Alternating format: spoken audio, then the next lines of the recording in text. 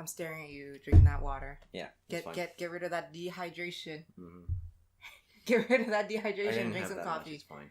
I'll be fine. I don't know. Maybe you can't hold your liquor. Anyways. I hold my liquor just fine, thank you. Yeah, I believe that all right. The fucking Doki Doki stream is evidence of how well I hold my liquor. I'm sure it is. Welcome to SquareTable Podcast. Hello. Hello, I am Assassin Glasgow. I'm Zach. You sound so tired. I'm tired. I am very tired. You need to wake up? Should we get the dogs in here to wake you up? No, I'm going to have all sorts of energy from today's topic. Oh, yes, the topic. Super on time, by the way. Yeah, we tried to make it super on time. We've been stewing on this for a really long time, and that is Ready Player One. Yep. Okay, so... You had to read the book. I had to read the book, and then read the book. I got really busy with graduate school, so I didn't get a chance to be able to record until now. Okay, if we could describe this book and movie... Mm-hmm. I don't know if you want to do it separate or together. Okay, I'm going to do the movie first. Actually, no, I'm going to do the book first. Okay. The book is basically a 300-page fan fiction by... What the fuck's his name? I think it's like Clive Owen or something? No. No, what the fuck was his name? It's not Clive Owen. It's Ernest Cline. Ernest Cline. I'm sorry. I had the CLI part, and then I fucked it up. So Ernest Cline writes this 300-page fan fiction about what he thinks would be really cool science fiction VR shit. Right? And it's done like... It's like the most neckbeardy book I've ever read. Like, that's just straight up what it is. It's just this book about neckbeards. And I'm not even going to talk about what's in it yet, but it's just like Ready Player One as a book is essentially nothing but references. Oh god, there's so many. And then more references. That's all there is. References squared. There's no actual content to the book. The book is... It's written by a 30-year-old man, yet it sounds like nothing but teen angst and references to shit that, you know, no one in their teens would even know. Now, like if we're talking about like 2010 when this was released, about someone who was 12 or 16 in 2010 would have no recollection of the vast majority of these references.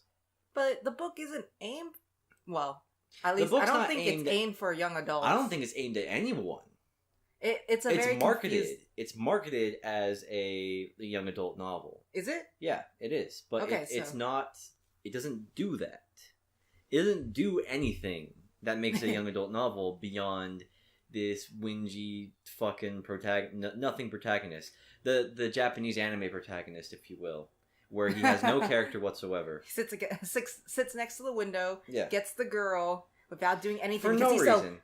So overpowered. Yeah, so it's just like Nisekoi. Yeah, that's what it is. Oh, God. I didn't watch Nisekoi. Nisekoi is my go-to anime for main character that did nothing to get as much pussy as he has.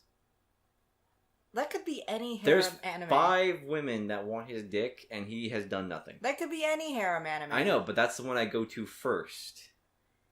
Well, at least in this one, it's just the one. It's just the one. I assume. In the book...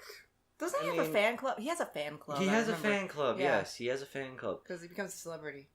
Okay, so the synopsis of this book is that there's a kid named Wade Watts, who is only named Wade Watts because... His dad thought it would be cool to sound like a superhero name. And that's not someone who should be a father at all. What, you've never named your child like a... I don't have any children, for starters. Let me take this out. You never wanted to name your child, fucking Clark Kent or something like that? No, Clark is a dumb name. Clark. Or Bruce. I could name my kid Bruce. I'd be fine with that, but not Clark. Bruce Banner? Bruce Banner. Not Bruce Wayne, because we all know what happens to his parents. Wouldn't want that happening. Well, we want to prove that Bruce Banner is just as useful as Hulk. But he's not. Well, I mean, if you watch Infinity War... He has to get in the Hulkbuster suit, so so Tony Stark gets some of that. I mean, I guess Tony Stark gets the credit, but it's like Hulk was just not happy in that movie. Okay, so anyway, back to fucking Trash Fire, the book. Yeah, so Wade Watts is a 16 whatever the fuck year old. No, 17. Doesn't I matter. don't fucking remember. He's not 18. He's not 18. He's not 18, guys. Yeah. Not yet. So okay. He's still a teenager. He is not an adult legally. And he goes on this big adventure. Not a big adventure. He tries to solve this riddle that literally just an Easter egg. Yeah, to find a literal Easter egg by the game's creator James Halliday. And so they go and try to solve the riddles. They study every aspect of his life. They become experts on the 80s, literally. And that's where all the references come in, because then you have I almost called him Owen Wilson. Yeah, wait. Owen Wilson. Whoa. We have. Wow. Wait. No, he doesn't go whoa. He goes wow. Oh, wow. Like he sounds like Birdo. So you have Wade Watts literally just quoting shit and saying, "Oh, this is from that anime series. This is from that TV show. This is from the movie I've watched 157 times. So this is no sweat off my back, etc., etc." There's one thing I want to say. Just interject. He refers to the 60s Spider-Man anime. Oh, Never talks about the 90s Spider-Man cartoon. Yeah. Which is fucking bullshit. Talks about the Spider-Man. The 90s cartoon is fucking awesome and has the best intro song ever for Spider-Man. In terms of, like, comic books, he barely references anything. Like, you'd think with all the fucking stupid references that they try to cram into this. You talk about comic books all day. He would talk about, like, The Dark Knight Returns, which is, like, he doesn't 80s. do any of that. Watchmen. He doesn't do anything of that. Basically, what Ernest Cline wrote into his book was what he experienced growing up as a kid being a nerd. Yeah. It's literally just fan fiction with his self-insert. Specific brand of nerdiness. It's... Oh, bottle. There goes the bottle. The bottle's not happy. I don't need that over there. You scared the dogs. I don't care. I'll edit it out later. I'm actually not going to. You're not going to? No, I'm just going to leave that in there. Oh, poor dogs, not knowing what the water bottle did to them. Well, anyways. That's all your rage at the book vented into one thrown water bottle. I don't need the water. Fuck it. So, yeah, it's just a big self-insert fan fiction where it's the nerd who knows all this stuff that he was possibly like ridiculed for growing up. Mm-hmm. Now it's turned into things that's like everybody studies them. They have like fucking scholars and shit. Yeah. Like it's a science basically to solve his riddle, and it's not. It's cool to be a quote unquote nerd, knowing all this stuff and having seen all this stuff, where you become a celebrity, a rock star, and you get the girl because you're a nerd. Because you're a nerd, yeah. You know the trivia good, so you get the lady at the end. It's weird. Like, okay, the concept of being a nerd not being like ridiculed and being outcasted anymore for liking certain things is like a thing that we do sort of see as years go on, because like liking anime is a lot different than what it was 20 years ago. And you don't get ridiculed for it because there are a lot of people who watch anime, like celebrities and shit. Things like that. And there are more people play games now more than ever. But it's like Ernest Cline doesn't understand that. And like he takes it and distills it into his book. And then he puts the most asinine plot with the shittiest main character. Like, Artemis and H are better characters than Wade. The side characters do much better than Wade ever does, and it's even more so in the movie. Yeah. That Wade is, in the book, he's a snarky asshole for no reason. He has no reason to be snarky. There's no reason for him to be any smarter than anyone else, or any more clever than anyone else. He's clever in the way that people on forums can be clever, and that you can think about how to say something for like 5 years and then come back. And then come back. Yeah. And that thing sounds clever. But it's that kind of cleverness where it's like, if you thought about it long enough, it would be like that, which I guess goes for any book. But that's how Wade Watts comes off on the page. This is someone who does not think of things at the moment and thinks of it at later that night when he goes to bed. Yeah, that's a pretty apt description. And he's smart for no, like, given reason. You know what I mean? And, like, a lot of problems get solved because he just happens to do it. Like, there's a scene near the end where he infiltrates, like, the evil corporation and he's acting as a slave. And he does all this shit. He programs these back doors, etc., etc. He does all this and gets out scot-free, basically. They don't hunt him down. He just knows the operating system for this company just because. Yeah, he just kind of, like, everything is just, like... When he initially is failing classes, he passes them all just because. Because he's a fucking Mary Sue. Because the problems that are problems for him stop being problems the moment that it's inconvenient for the plot. Yeah. And he doesn't really, like, if he does encounter struggles, they're really not struggles. Yeah. Does that make sense? No, it does. Like, okay, so we have the evil company, they know his name, where he lives, and they try to kill him. They kill his aunt instead, and everybody that he knows in, like, the little trailer home community that he lives in. They don't ever fucking come up again until the very end. There's, like, one sentence where he's like, I'm gonna kill you, Sorrento, the bad guy. I'm gonna kill you, Sorrento, because of what you did to Mrs. Gilbert. And that's it. That's the only mention. Yeah, he doesn't give a shit about his family. Literally does not care about his family or the people that he grew up with in this community. Even though they got blown to shit. Yeah, he doesn't care. He doesn't care. And then instead, the thing that takes up most of his attention in terms of a struggle for him throughout this book, aside from the plot struggle, is him being friend-zoned. Is him literally being friend-zoned.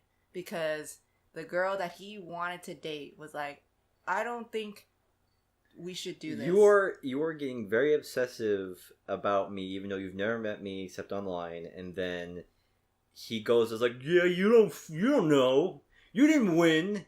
And then he goes on this creepy stalker bullshit for a while. He starts moping and shit. And that's the middle half of the book. God, that was such a hard section to get through. He is the creepiest stalker protagonist ever. He is in a Western book. In a Western book, barring fucking Humbert from Lolita. Yeah, I don't know if Russian literature is considered Western. I think he lived here though. Did he? Nabokov? I think he like came over. I have no idea. Oh, you might be right. Maybe in that case, then yeah, I guess Russian literature. In terms of English novels, yeah.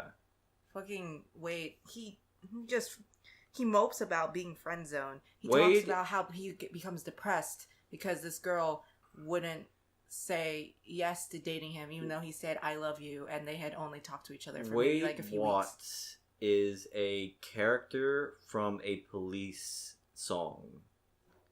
The Police have two songs. Okay. I think at least one of them is definitely a Police song. There's the song that's basically like, actually, it's only one that really applies. It's every breath you make, every step you take. Yeah, that sounds about right. Something, something, something. I'll be watching you. Oh. I don't give a shit. I was trying to make sure that I promise nothing and deliver less. In terms of I've adopted that as my new fucking philosophy. Oh no, you're gonna hear everything: dogs, birds, the fucking police cars, fire truck. You're getting the special behind the scenes. This is the raw deal. Yeah, if I had to edit 2 podcasts and from one day, I'm gonna definitely drop one. You're not gonna give a shit about one of them. Yeah, you're gonna give a shit about the other one. This is the one I don't care about. Because it's Ready Player One. Yeah, I refuse to put effort into this. Flip a coin. Oh, they're both heads. Doesn't matter. I'm going to remove the background noise to the extent of just making things quieter, and that's it. It's okay. Well, anyways, so yeah, the side characters are a lot better. Yeah, I think H is completely forgotten in the book, though, is a problem. Well, H is completely forgotten in the movie too. And like in the Artemis in actually the middle, has a better in the middle 2/3 of the movie, in the book rather, completely forgotten. Doesn't come up. Yeah, H doesn't come up in both. Artemis has an expanded backstory in the movie because I don't remember Artemis having like this whole thing about like in the movie. her dad is an indentured slave or servant or whatever. The problem with the movie, which I'll expand on later, is that it does it like this resistance movement bullshit, and it's like it's not even a reality in which. Because here's the thing. Here's the thing that I think Ernest Cline. If Ernest Cline wanted to do that, here's the problem. The problem is that the evil company is not even the largest company in the world. The one that runs Oasis is the largest company in the world. So how can you be running a resistance program against one company but not the other company that is literally a tendril in everything you do in your life? I mean, the resistance... This book and the movie are hail corporate in a nutshell. The Oasis company can't do any wrong. They are always looking out for the little guy. Haven't you seen how they praise the fucking company that James Halliday runs? Yes, I know. Like, they literally don't do any wrong. Yeah, they in don't. their eyes. Yeah. It's like fanboys blindly praising EA for... I don't think EA has fanboys, honestly. Ubisoft fanboys blindly No. I would say... Microsoft fanboys. I would say Blizzard. Blizzard fanboys blindly praising everything Blizzard puts out. Doesn't matter their practices. There we go. There you go. We did it. I would at least say Blizzard. Blizzard would be at least a candidate in that. It's just... I guess it's just... The companies, they have... So IOI is the evil company, and then what was it? GSS was the... GSS is like the second coming of Jesus. Yeah. Literally Jesus. GSS. Yeah. But that's what it is. Like the Oasis company does no wrong, and the other company's evil because it does the things that an evil company would do, certainly. You know. But how can corporate spying? How can that be a resistance movement against a single company that does not even control a thing that should be the flashing red light? I mean, but the evil company will put ads into their games and make it harder for people to play this for free. See, that's the baffling thing about it too, that the fucking evil company's main plan is to charge subscription fees and put in ads. I mean... Which is definitely annoying and would make me stop using something.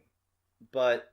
I guess it's because everybody is, like, the evil company assumes everybody's so addicted they won't put things down. I fucking guess. I mean, the movie doesn't even... Neither the book or the movie address that. The addiction? Or yes, the addiction. Because what the movie does, the movie says, oh, you can't play on Tuesday. What the fuck are you going to do on Tuesday? You're going to prepare for Wednesday.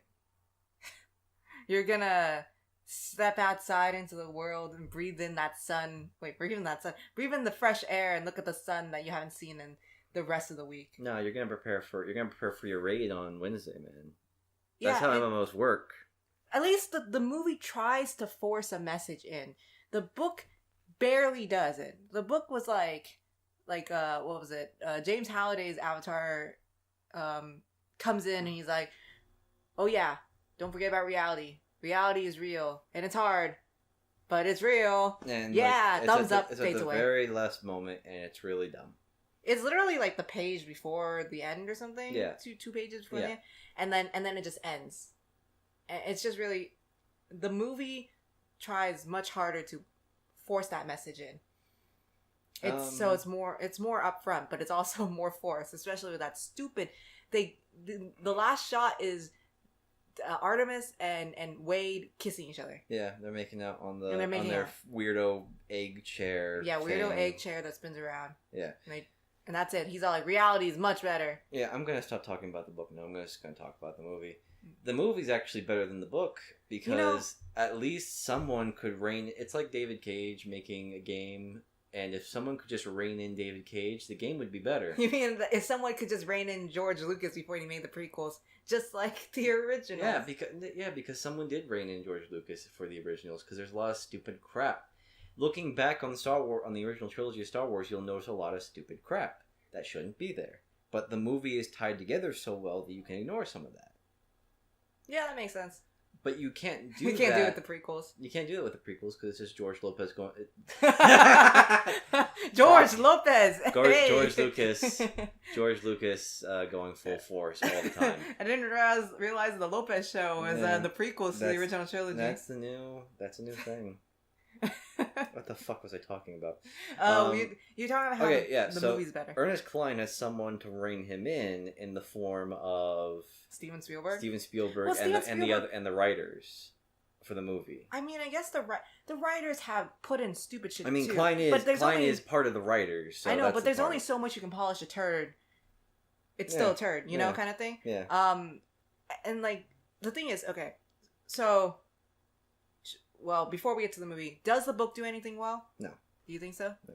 I don't think. I would say no. I think the book briefly touches upon H using a white male avatar despite being a gay black woman. Yeah, I think that's an interesting thing. That's an interesting thing if I did not think that was for brownie points. Yeah. Because it's mentioned for 5 minutes and then... I can see. Yeah, it comes up and is immediately dropped. Yeah. And like Artemis doesn't really do shit. She's just there for eye candy, even though she has like a birthmark. There is one thing that's interesting about the book, and that is although they're half-assed, the attempt to illustrate a world that is kind of falling apart.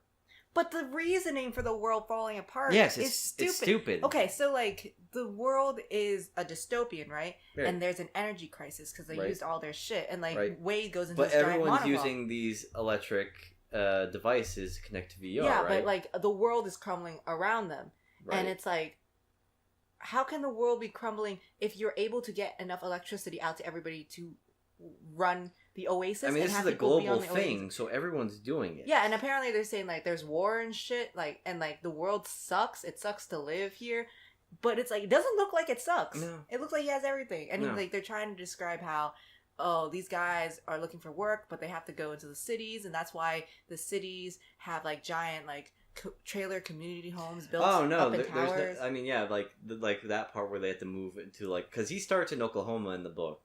And then goes to Columbus. Then goes to Columbus. But in the movie, they're just in Columbus, so that part's dumb. In the book, they're trying to say like, oh, okay, well, you know, you form mega cities out of shit and just dirt and mud and trailers, and it's like that's sort of interesting. But I don't think the trailer stacks are anything more than a neat visual. Because the thing that the concept itself is silly.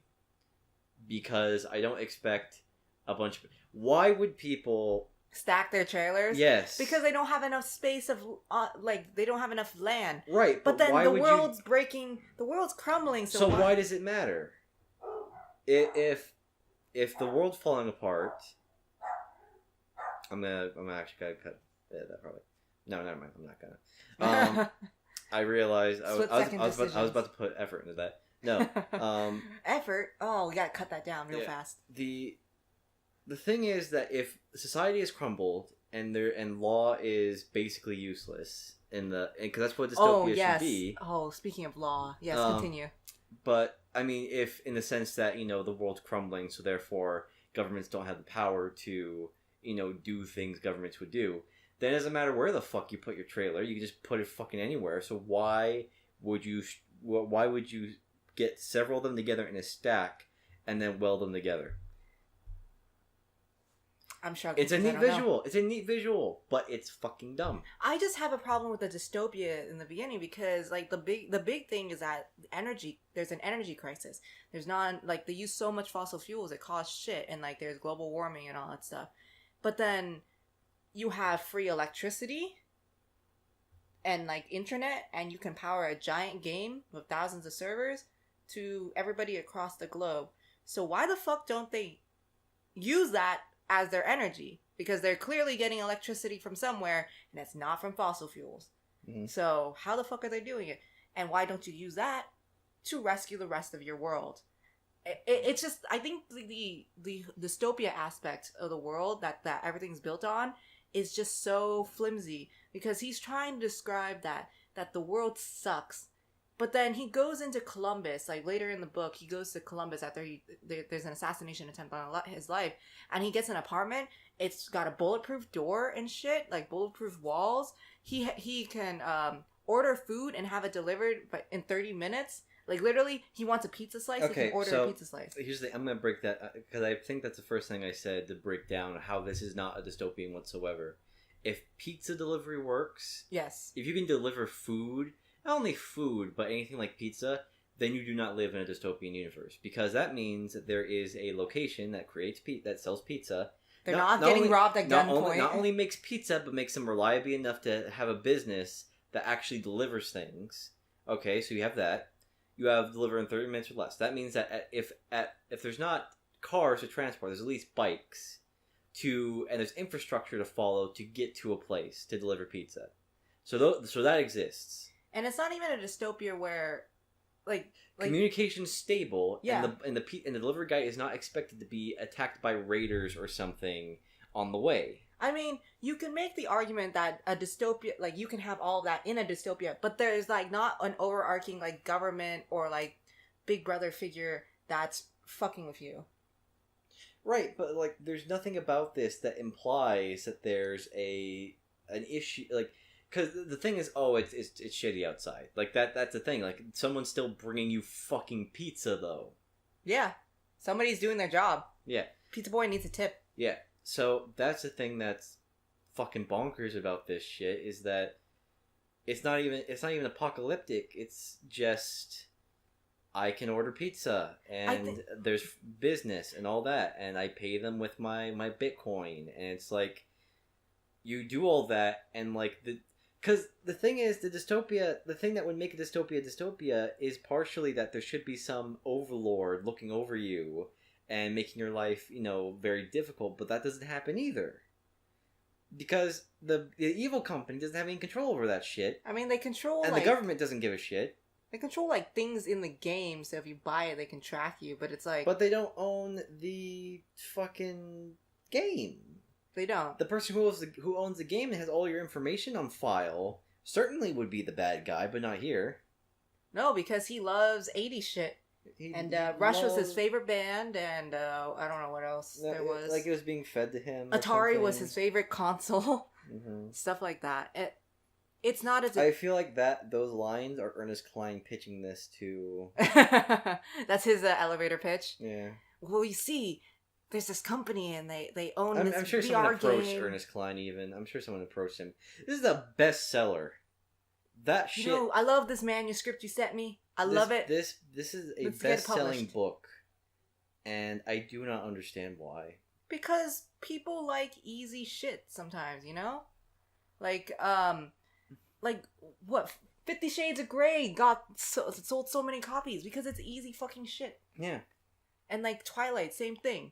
So, yeah, that's exactly what happened. Just easy, simple. Oh, let me reference this. Oh, so you can live in your 80s fantasy. It's just like reference keeps getting pushed down your throat in the book. In the movie, it's a little bit better because instead of having references listed in text and you have to read the text, in the movie a lot of it's just background visual, and it's like, oh hey, that's cool. Yeah.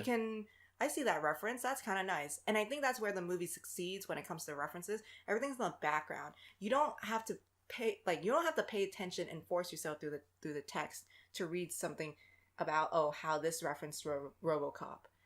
And the only other book that I've read that has references that heavy is American Psycho, but in that one it was all a satire, and it was supposed to show the character was superficial as fuck. Mm-hmm. That's not the case in Ready Player One because all the references are somewhat important, quote unquote. Yeah, they're important to building this fucking portrait of a sociopath. Is he a sociopath? He's kind of. He's kind of an idiot. He's an idiot. He's an idiot, also, but for plot convenience, he's smart. Yes, he's smart when he needs to be, but otherwise, he's a fucking moron. Okay, but I have to mention though before we talk about the movie. Okay. The police. The police are a thing, and it's hilarious because they talk about how it's a dystopia.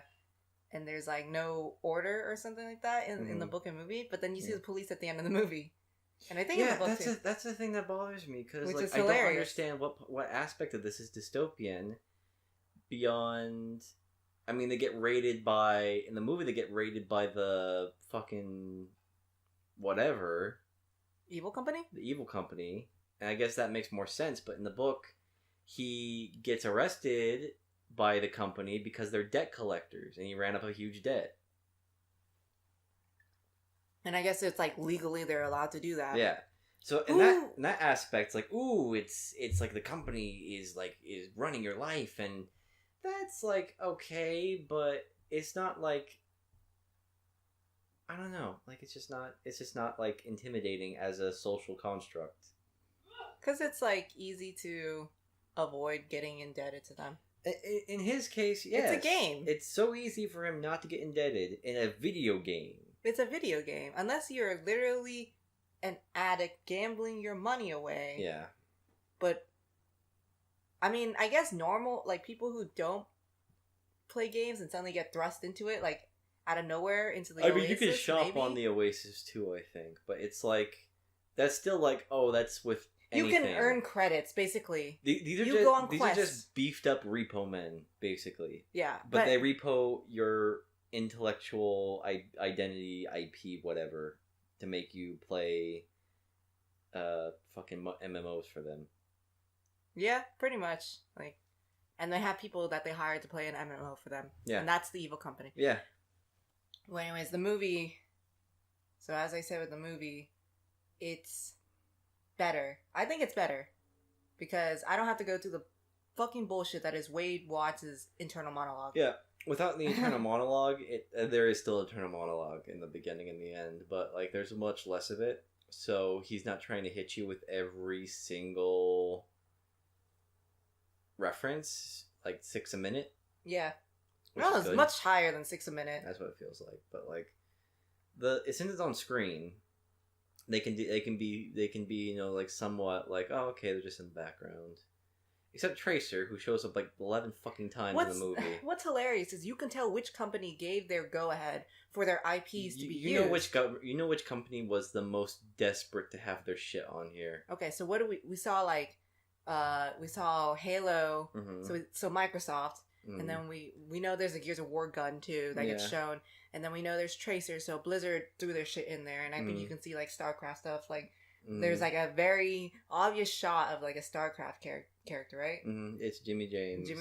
Jimmy James Rayner. And then you can see Gearbox, and so you see, so like, what's hilarious about the movie? Okay, so one, you saw Borderlands, right? Yes. At one point. What's hilarious is like they included Battleborn characters. Yeah, I was about to say they put Battleborn in it just for you and like 5 other people. for the 5 people that still remember this game. For your crappy Borderlands. There were at least MOBA 4 Battleborn characters. Yeah. In that game, in that movie, and you can tell when they made the movie. Yeah. Like, you can date the movie. It's like carbon dating. Because they put those references in, you can tell when they started making the movie and making the visuals. And, like, which companies paid to have their products in. Because Battleborn's dead. I hate to say it, but it's true. It's fucking dead. The player base is, like, 87 on a good day. Who else? Paramount gave them a bunch of shit from, like, but it's basically Jurassic Park and, King Kong. No, it's Universal. Is that Universal? I think it's Universal. Oh, fuck me then. I forgot. Oh, Paramount and Universal? They're together? I don't know. Either way, yes. I don't remember. So, yeah, I don't keep track of movie shit, really. Well, you can tell which movie companies also gave their licenses, too. It's just really obvious. Like, for a... DeLorean. DeLorean's there. He just has a DeLorean for no reason. Oh, in terms of, like, anime, you get a fucking Gundam. Literally. There's the Akira bike. Oh, yeah, the Akira bike. Which stops being cool when you mention you gush over how it's the Akira bike. Oh my god, it's the bike from the Akira that Kaneda uses. Yeah, I hate the moment they ruined that because like that could have just been whatever. That bike was really nice though. It was really nice, but I don't like how they had to draw attention to it because should just be... Because it's references. I hate that shit though. There's so many references. We're great Gunters, guys. Okay, so if you don't know... Gunter is a slang term in the universe of Ready Player One. Gunter is a shortening of Egg Hunter because people are stupid. And can't write Egg Hunter. No. And it's like, oh, you're a community, you're the Gunter community. And they say Gunter about 200 times at least Yeah, that sounds about right. in fucking the book. Yeah. And they say it a couple of times in the movie. They really, really cut it down in the movie. I think that's the thing with the movie. They cut a lot of things down, a lot of unnecessary things, and they, of course, they're. I mean, it's better for it. I think it does work out better in terms of for the movie, and they added expanded roles to some characters, such as like Artemis. She gets an expanded role. She's not just the eye candy blogger, gamer girl chick that is so good, and you can get get her if you're the nerd kind of thing. She has like a story of why she's actively against the evil company, and that is to because her dad was worked to death by them kind of thing. And it's like it's a very real motivation for why she would act the way she acts in the movie, and it makes her just a better character. Honestly, if H or Artemis were the main characters in either, it'd be a much better movie. It would be just a better movie or book. Wade, just better. If Wade's just in the background, that's fine. If Wade's just the hapless idiot that found out how the first game worked, then it'd be fine. Yeah, I think that would be fine. Like, and H is like H was honestly the best character in the movie because H had a lot of personality, and I really liked H. And the things that the things that H says are, completely like the everything lines like the character's rationality lines up with everything else that she does. She tells Wade that he's being a creeper, and that's exactly what he was. Yeah. Or like you could be getting catfish right now. It could be a 300-pound dude named Chuck. Named Chuck. I think is what she said. Yeah, and it's like in the book, he's the one who's Wade's the one who says that, but it's so much better that H is the one that says it because the person who's being a fucking dumbass shouldn't be the one who has that realization or that thought. He doesn't well, the thing with both the movie and the book is he never grows as a character. No. He literally just has everything handed to him because it was convenient for the plot. Yeah. So I wish H had a bigger role, but H in the book gets forgotten. At least H in the movie is there throughout the movie. Especially the second part, the second challenge. H is a highlight of that challenge because of the way she reacts to everything in the Shining part. And they do change a lot of the challenges throughout the book with the movie. So I read that it was to make it more exciting. And I guess, yes, in that case, it's way more exciting than watching a scene-by-scene, line-by-line reenactment of Monty Python and the Holy Grail. Yeah. And so I did enjoy that. But I have to say, that first challenge where he just drives backward is dumb. Yeah. Just literally really dumb because everybody would try that. Yeah. You would try backwards instead of forwards, especially since it's been 2 years. Yeah. Second one with The Shining, cool. I liked it. I liked the technology that they used to recreate it. It's like I know I've definitely heard people say like that's like the worst part of the movie for them. I think it's fine because it's The Shining, really? The Shining part, yeah. I thought that was great. Yeah. A lot of people really dislike it because it's just like references, but it's like it's different. It's different when we're talking about the Shining scene because the Shining scene is actually like that's the aspect of the fiction of the book that I liked, which is that you could go through the movie. Yeah. You could reenact things in the movie. Mm-hmm. You could say the lines and you get points for it, like in the book.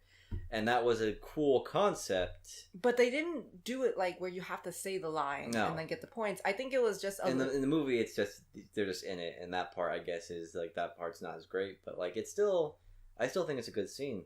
I think it's a good scene in that like I thought it was the best scene. And no, it is the best scene because it's the only good scene. In the movie. Yeah, and it's like it's just I know there's another scene that's all right, I guess. Which one's that?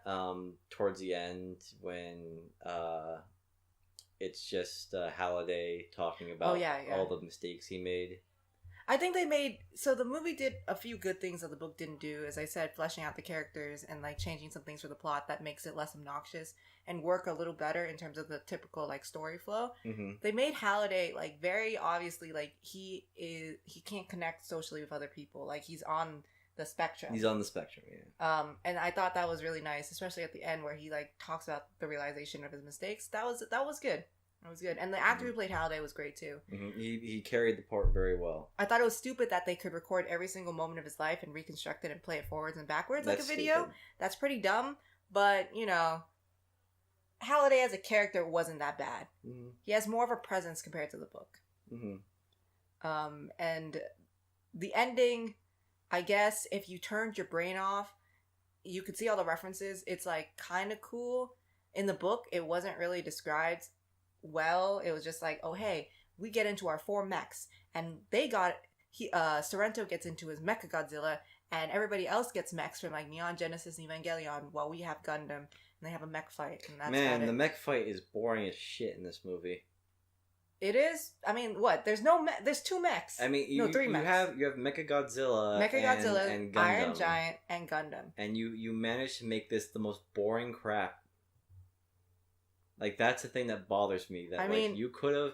This should be cool, but it's not cool. If you really shut your brain off, it could be cool. If you really, even if you shut your brain off, it's not cool. I don't know. I think, like, there's so many visuals happening on screen. It would be, like, maybe, like, for summer. It got released in, like, March, though, so it's not really summer. Not really a summer flick. Yeah. Really weird time to release it, in all honesty. Yeah. But, yeah, like, they had that giant firefight. In the book, they get rid of the giant shield that's blocking the door by, you know, Wade is a fucking super genius and coded this machine to go do it. Mm-hmm. And then, at least in the movie, you have Artemis already on the inside doing it. Mm-hmm. There's more working together. Like, the book tries to emphasize working together as a team. But doesn't show it. Whereas the movie actually shows it. They actually work together. They, like, propel each other, or they, like, you know, make themselves a bridge. I mean, it's a fucking Iron Giant. At least he didn't pull out a fucking katana and get laser beams. And we bet on that, I think. I would have loved to see that, No. I would have loved to see Iron Giant just pull out a huge ass sword, like a lightsaber, and just start wailing on fucking Mechagodzilla. Mechagodzilla's like, because that should be cool. That should be a fun thing to look at. You're the one telling me in the script it sounded stupid. It is stupid, but it's glorious how stupid it is. You think you want the movie to be so bad it's good? Yes, that's all I want. It was so bad it's bad, though. It's just bad. It's just bad. It's just a bad movie. Yes, it is a bad movie. It's a generic movie because it really suffers with the writing and the main character, but the writing is not as bad as the book. Because the movie had the visuals. I have to say at least 80% of this movie was just 3D. So Steven Spielberg directed like 10 minutes, and that was it. Yeah. And you had 10 minutes of Wade Watts' actor, who only got chosen because of his luscious lips.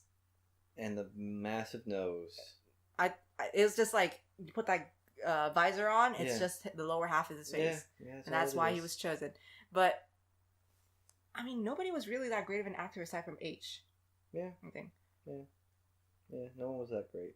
I had to say, though, it's... The girl who does Artemis is a better voice actor than actress, I think. Yeah, I don't think she's a good, like, actor in general, but she's a great voice actress. She did a lot better when she was just voice acting rather than actually physically acting. Yeah. Because she was pretty, like, I don't know, mediocre. She was a lot more emotive as a voice actress than she was as an actor. I think that's the biggest thing.